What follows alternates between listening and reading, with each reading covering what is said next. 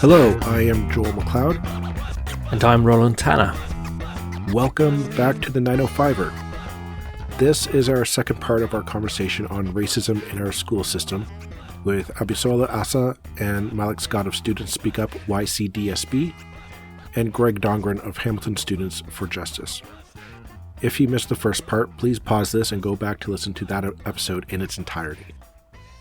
If you have already done so, please continue with part 2.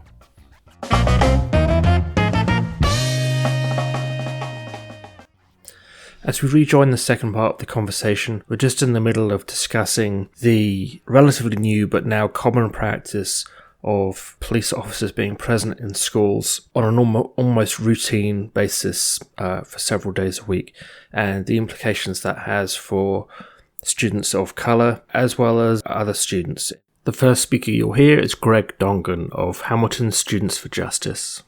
Cops are so frequently in schools conducting investigations, conducting or what need be, or honestly, it doesn't even have to come down to conducting investigations.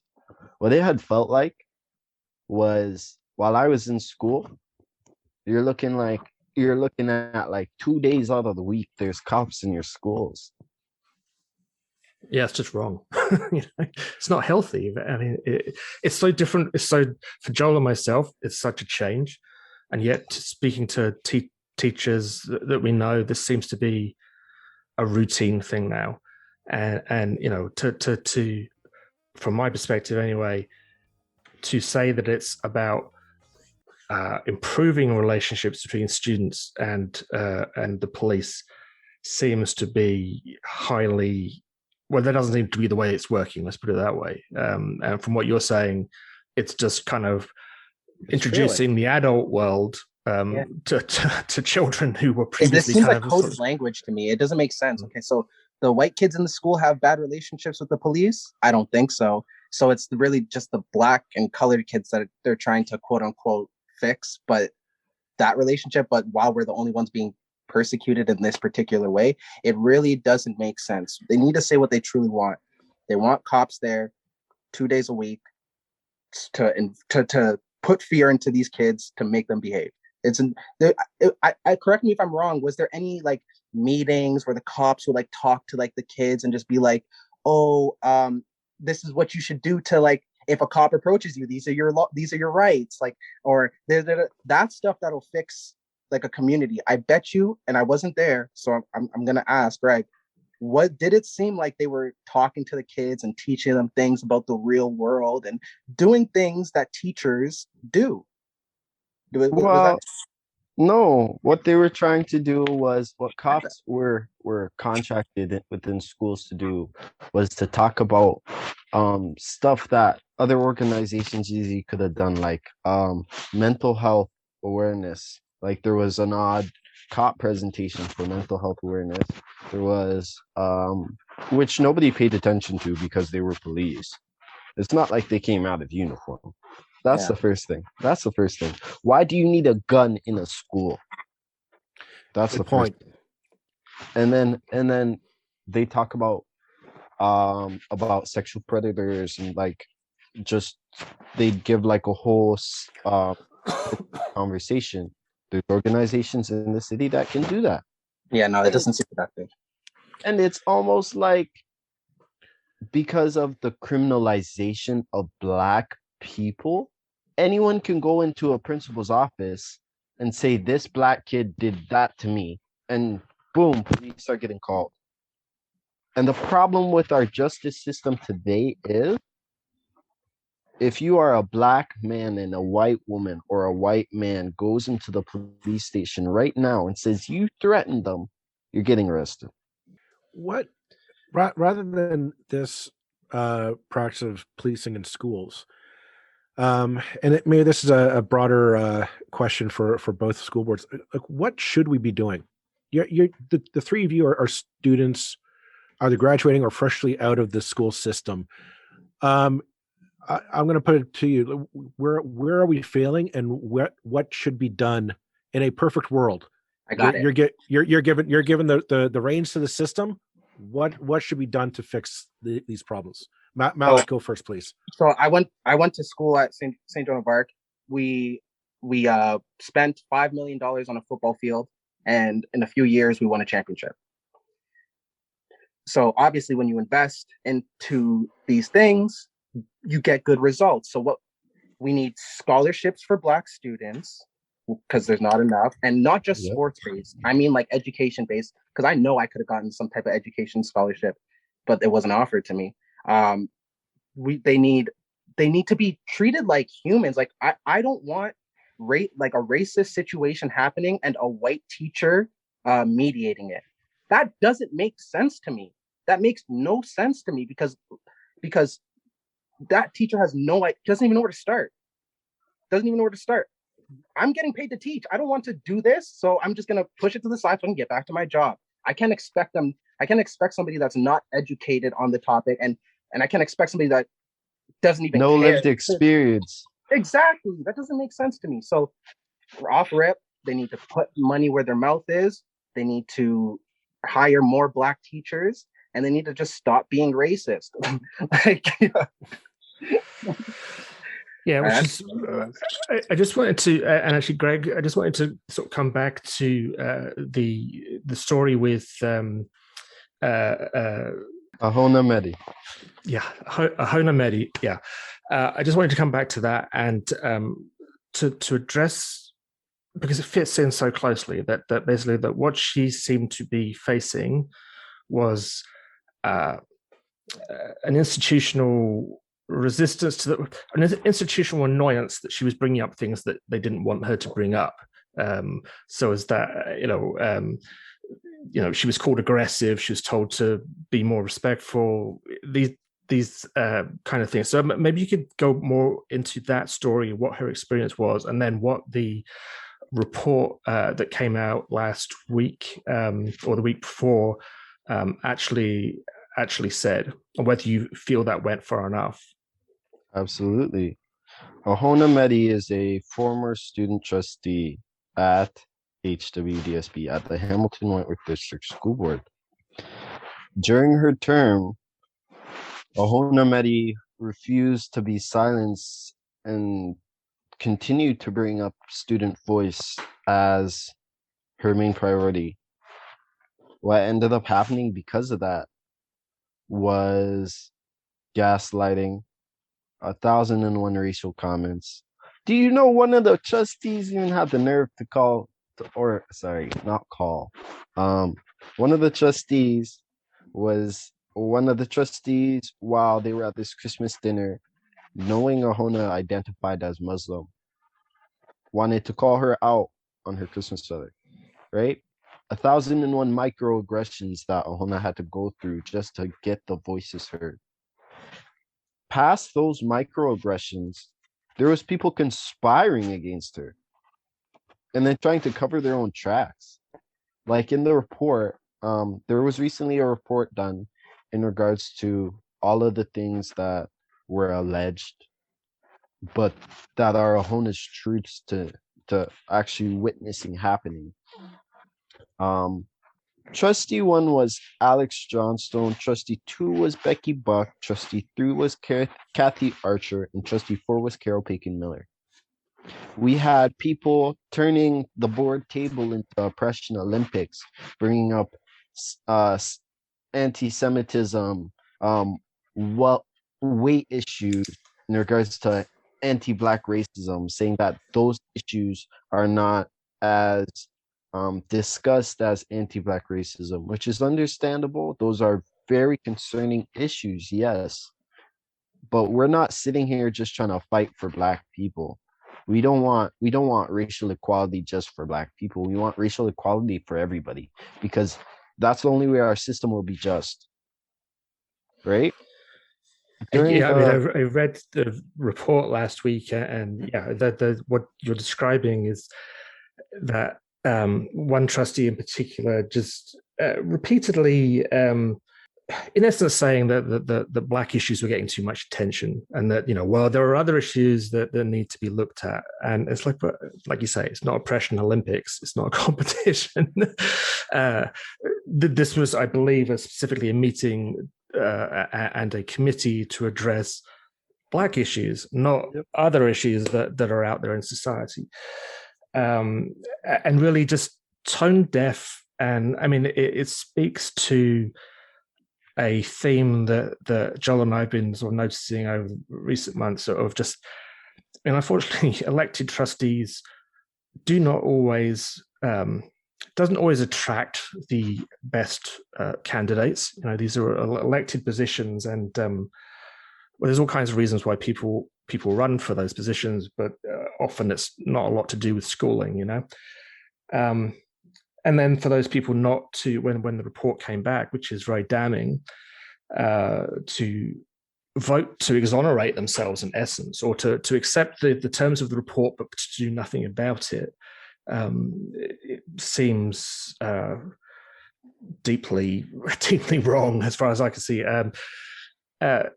Where do we go from here, do you think? I mean, and I actually also wanted to, obviously we've talked a lot about teachers and trustees and the institutions. What was your experience from the people you went to school with? Was racism from other students just like endemic? Because I was thinking back to my own childhood. I grew up in a town in England that was highly multiracial.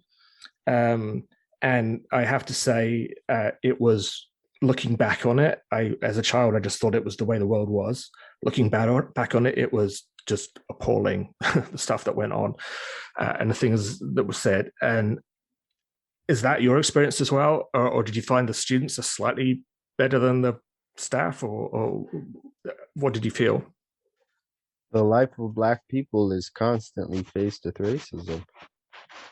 You end up having to learn about it as a Black child at the age of 5 when you get sent to school. Abisola, is that your experience as well? Oh, honestly, like as Greg said, you know racism the moment you get to school.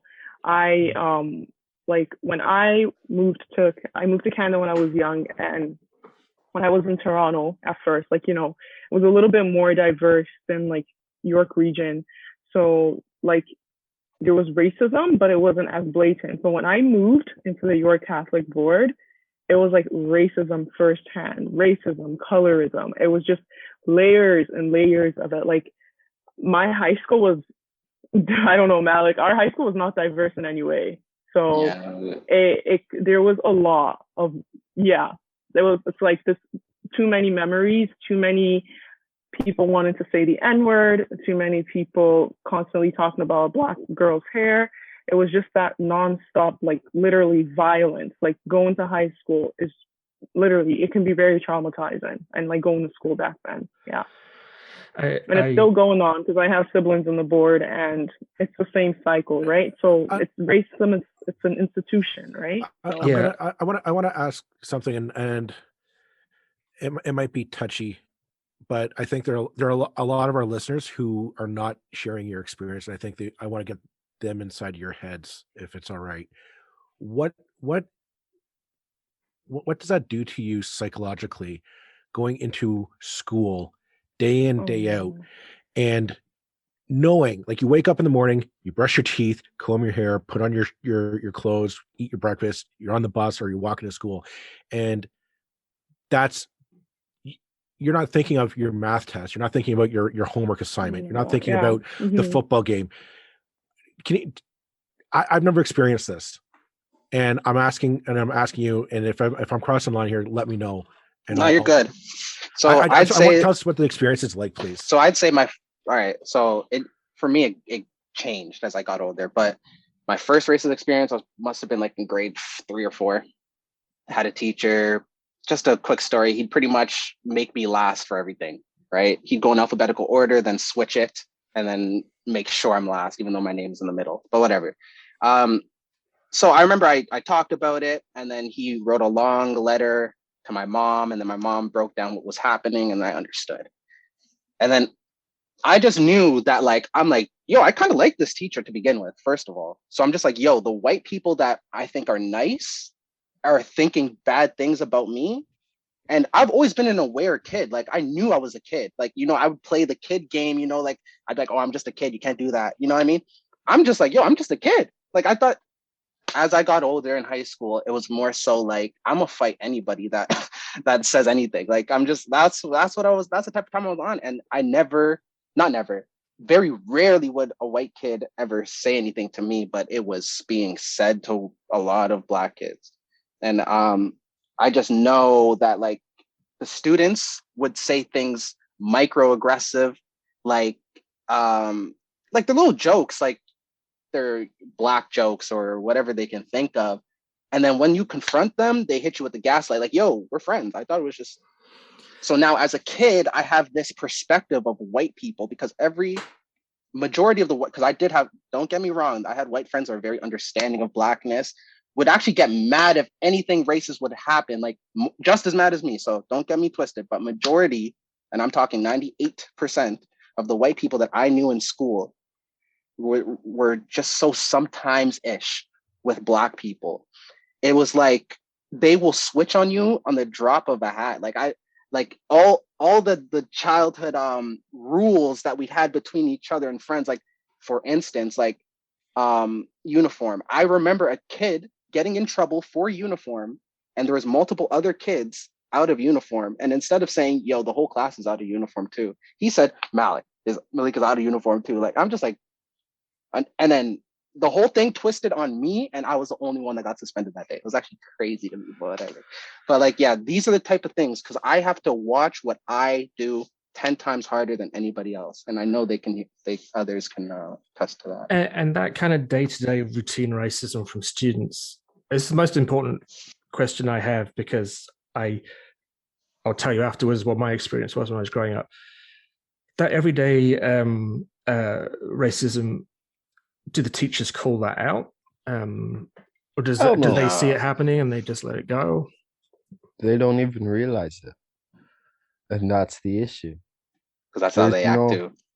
There's no So I feel like in order to talk about the students, we also have to talk about the generation before them, maybe 2 generations before them. Mm-hmm. Black people, the criminalization in the minds of the generation before them, the criminalization of Black people is, in all honesty, to think of any Black person as a thug or a gangster or a thief. And it shows in these students. The people who are blatantly racist or will call you the N-word to your face. Those people are the good ones. And it's sad to say that, but those people are the good ones because they'll do it to your face. There are people who live constantly knowing that they're racist, constantly with racist ideologies and never care to challenge them. And that's the biggest issue.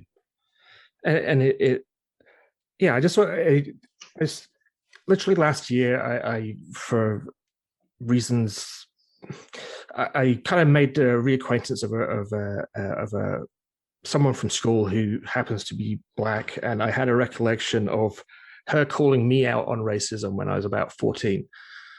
So it kind of reawakened the whole thing in my mind, and it was like, God, all of us were just so bad, and I'm so ashamed of it now. Just truly, truly ashamed.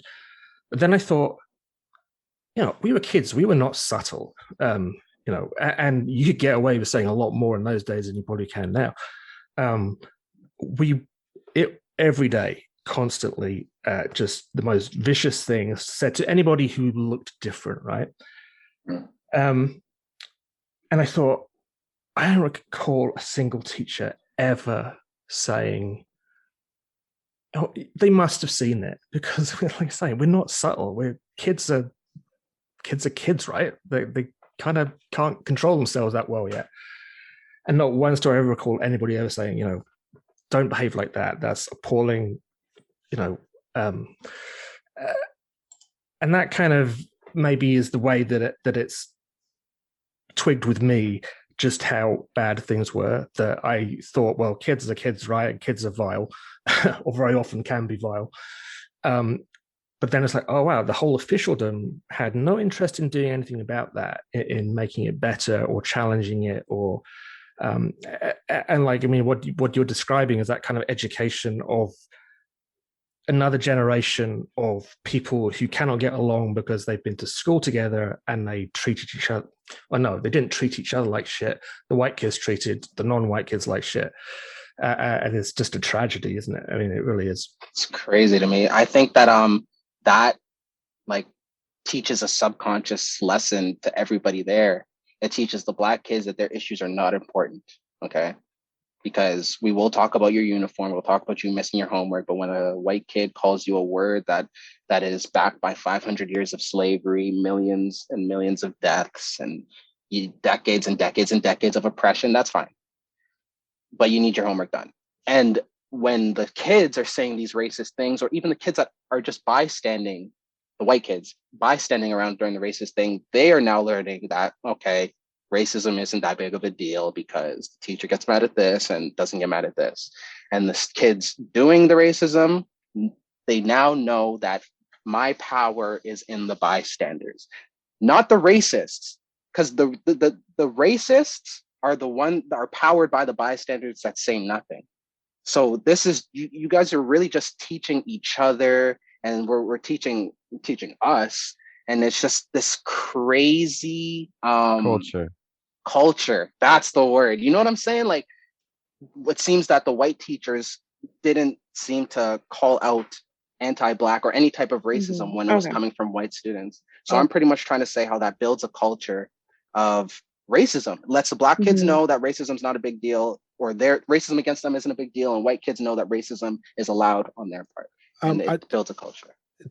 This past year, and I touched upon this at the start of this conversation, with Black Lives Matter became the forefront in the media. Everybody started looking at, in America, police brutality against Black people, and it was very easy. I think it was very easy to get angry when you see images of George Floyd getting his neck crushed by a white police officer, or Eric Garner, or Trayvon Martin. All those images, it's easy to, as an outsider, to look at it and to get angry about it. It was very blatant. But then we're told here in Canada we have a racism issue, and immediately white Canadians get their backs up. It's like, no, we don't. We're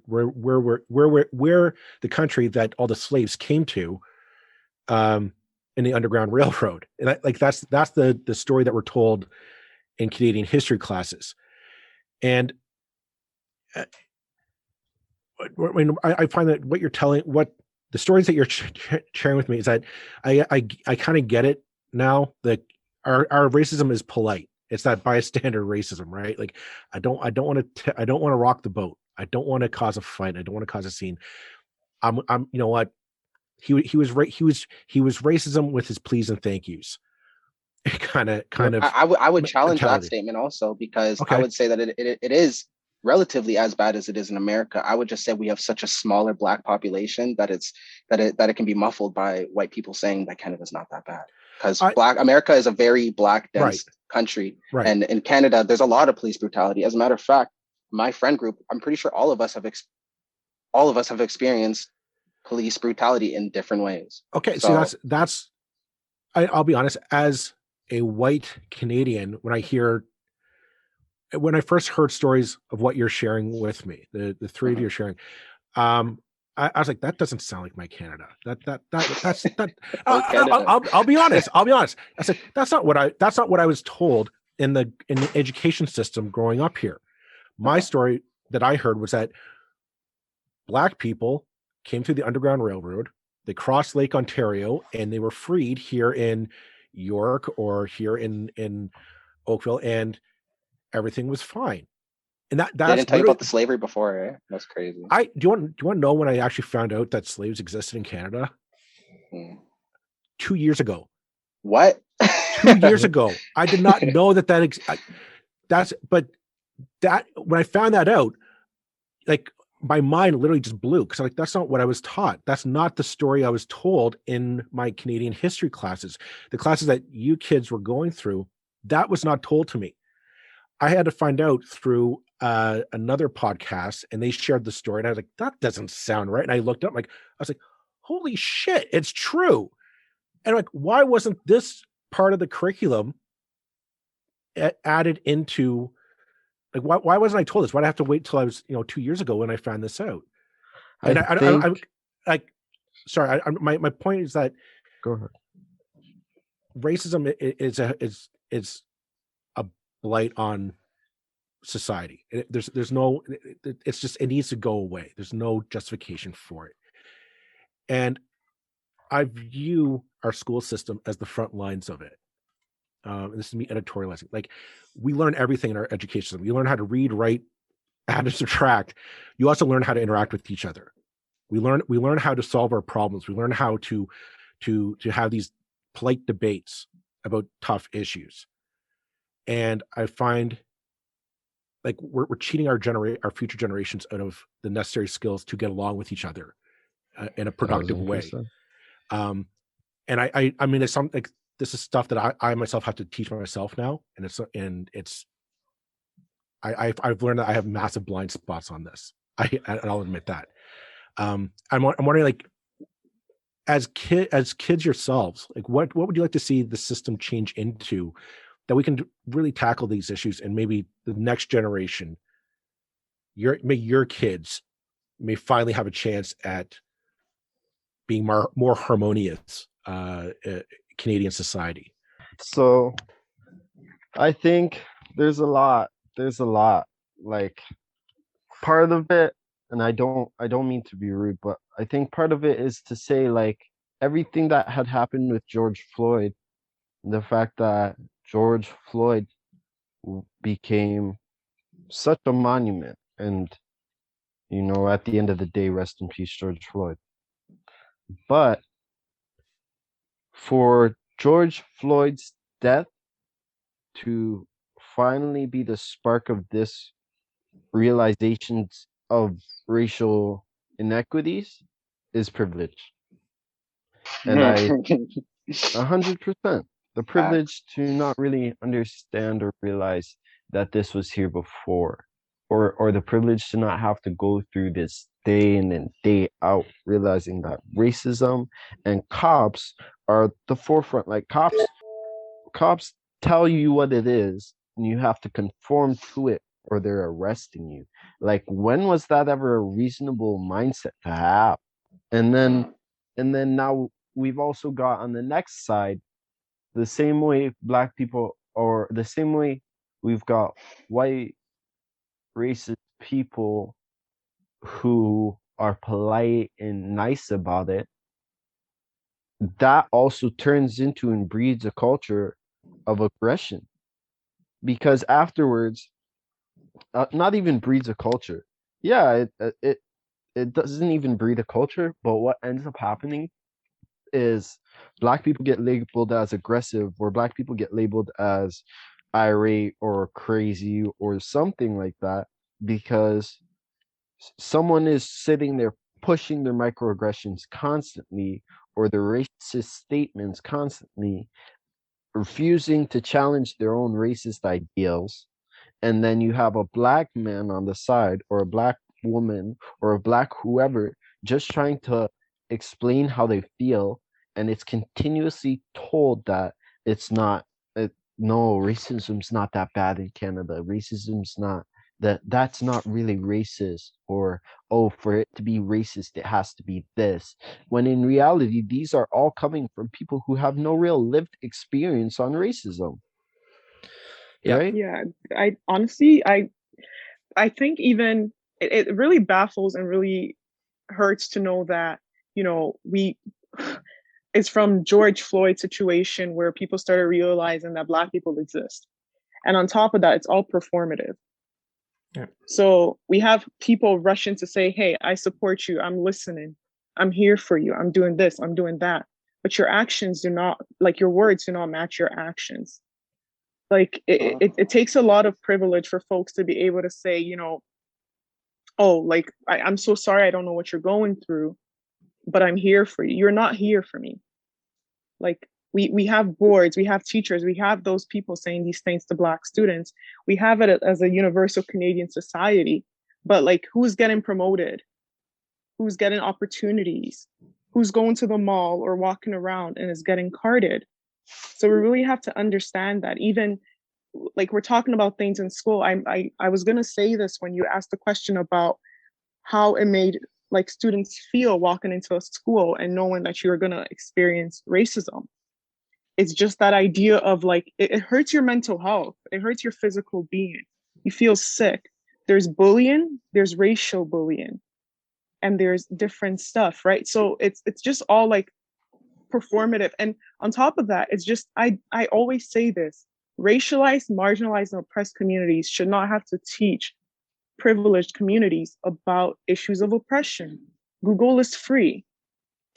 Like, we tell the board, we tell different people that, hey, you know, that's what you're saying is racist. You shouldn't have to justify like someone getting killed and being publicly filmed and put on television for people to finally realize that, oh my goodness, racism exists. And it's still like performative. Like, it's still not, it's not connecting.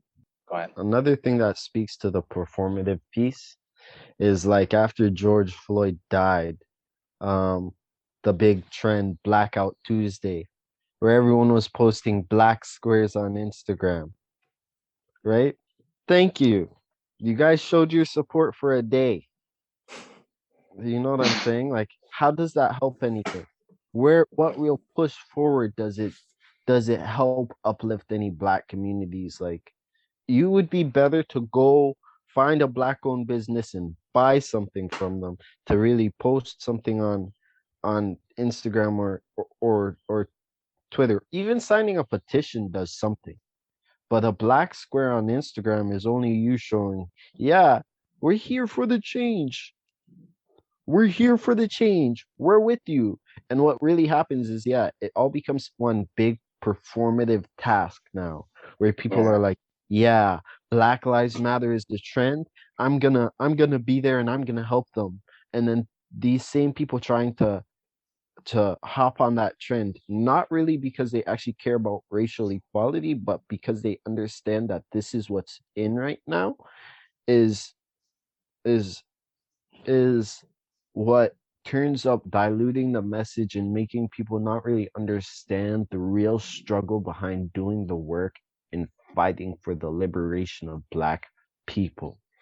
I see that we're coming up on our 5-minute left warning, so I'm not going to take up any more time. I want to leave it to one of you three to have the final word here. I just wanted to just add to like what your question was. What do we need? So I would say what we need is accountability and action. And I feel like white people need to stop hiding behind the mask of niceness. Because first of all, let's start with accountability. Everybody's acting like nothing's happening or what they do isn't racist. I've never used the N-word, so therefore I'm not racist. Well, like, you've probably done something racist. You need to be accountable, and then you need action. Whenever you see racism, you need to shut that down. Like, it's happening to you. Like, literally, like, if I'm not a part of the LGBT community, but if I heard somebody use the F word in that way, I'd be pretty upset. I don't understand why that doesn't translate to people of color, but there's some learning that needs to be done there. And the shield of niceness, that right there is killing us. You guys think, or not you guys, but there's white people that think, since they're so nice, they are not a part of the problem. Oh, I treat Black people nice. I give them the smile in the street. That's not it, because some of the most racist people have done the worst things to me, and I thought they were the nicest people. So there's just so much work that needs to be done. And like you guys said earlier, it starts in the classrooms, because it's easier to get a 4-year-old to stop doing racist things than it is a 40. And I understand that. But the thing is that the racist 40-year-olds are running the school system. So I don't know I don't know. Like, it's literally, we are in handcuffs right now, and we just need the right people to start listening.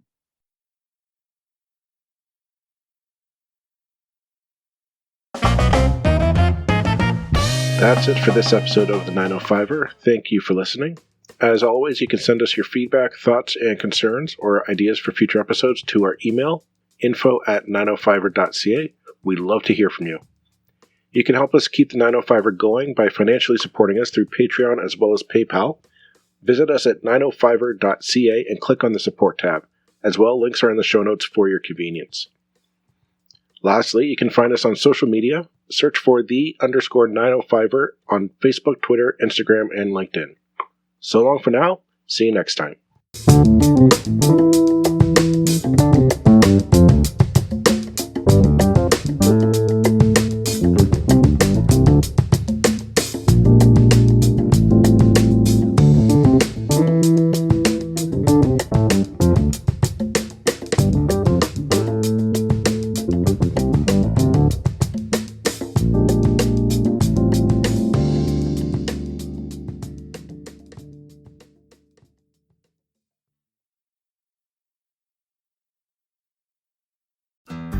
You looking to make the most out of this life and optimize your personal wellness? Then check out the Natural Man Podcast. Join me, host Mike C., as we explore all areas of human wellness, physical, mental, and emotional. Learn strategies to optimize your own well-being and be in the driver's seat of your own health. Remember, your doctor works for you. Learn biohacks, neurohacks, ways to improve sleep, and ways to optimize your body and your mind. Check us out on Apple, Spotify, the Fountain app, and at naturalmanpodcast.com.